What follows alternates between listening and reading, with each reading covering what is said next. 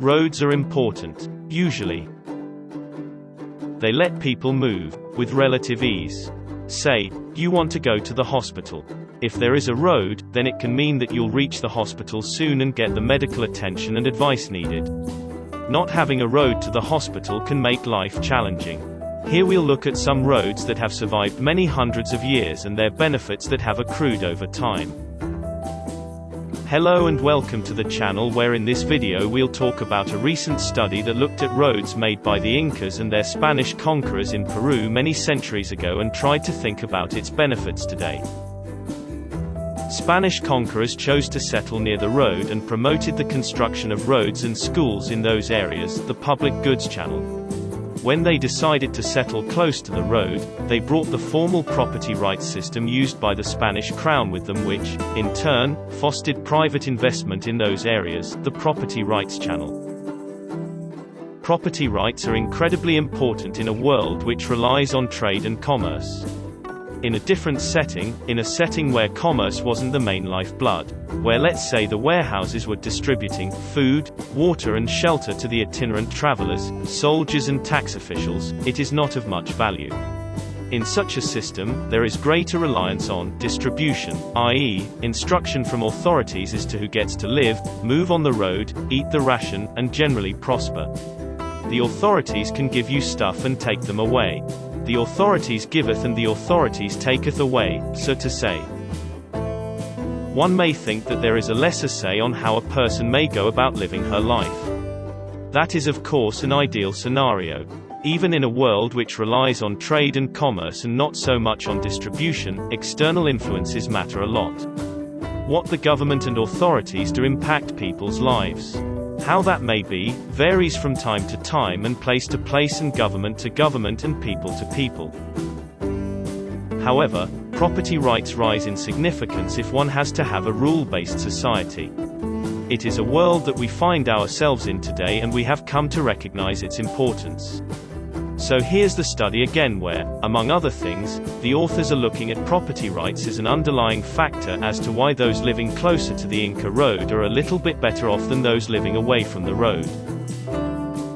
Spanish conquerors chose to settle near the road and promoted the construction of roads and schools in those areas, the public goods channel. When they decided to settle close to the road, they brought the formal property rights system used by the Spanish crown with them, which, in turn, fostered private investment in those areas, the property rights channel. Since we are talking about Incas, let's talk a little about who the Incas were. Incas used to live on western coast of South America, covering the entire coast of Peru down to large parts of Chile. They are most famous for the misfortune of encountering Spanish explorers from Europe and being devastated by the germs and disease the Spaniards brought with them. I mean, of course, there were the weapons and the horses and better technology and maybe better organization, but diseases like smallpox played a crucial role in the destruction of the Inca Empire. Also, the Inca were quite prosperous with good amounts of gold and silver, which was very attractive for the Europeans. So the Europeans decided to just take all of the gold and silver and also mine a lot more and send it back home, which, among other things, helped improve the supply of money and raised the living standards for a lot of people in Europe. Of course, the Inca people did not do well while the Europeans, mainly Spaniards, colonized much of South America. Getting back to the roads and the people in Peru, note that while the physical infrastructure is provided by Inca rulers, the social institutions are provided by the Spaniards. They settled along the road and brought with them public goods like schools as well as property rights. One would guess that the social norms were more out of convenience and their own well-being rather than being for the greater good of the native people.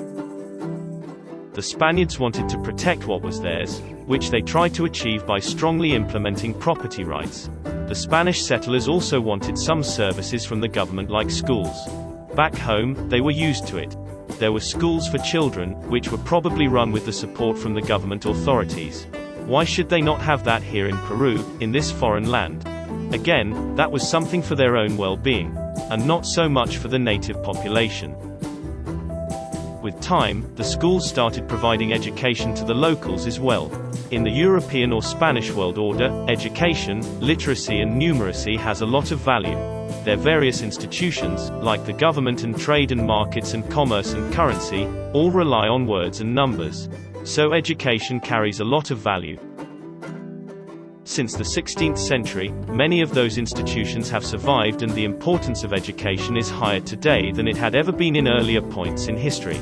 It comes as not much of a surprise that people who lived in areas where public goods and property rights were better implemented are more suited to do well in today's world. Inca's physical infrastructure and Spanish conquerors' social institutions for the win. Here's some more from the study. One of the Spaniards' main economic objectives was to extract and export gold and silver to Europe. They relied on the Inca road for transporting gold and silver from the newly founded mining cities of Huancavelica and Potosi in the highlands to the coast, from where they then shipped these precious metals to Spain. Indigenous groups were relocated to these cities to work the mines. The Spaniards who were placed in charge of the mining economy also settled in these areas and generated a demand for various agricultural products, such as grains, cocoa and wine, that were produced at lower altitudes. As the Inca road already traversed the Andes from north to south, it became the link between the highland mining cities and the rest of the Spanish Empire.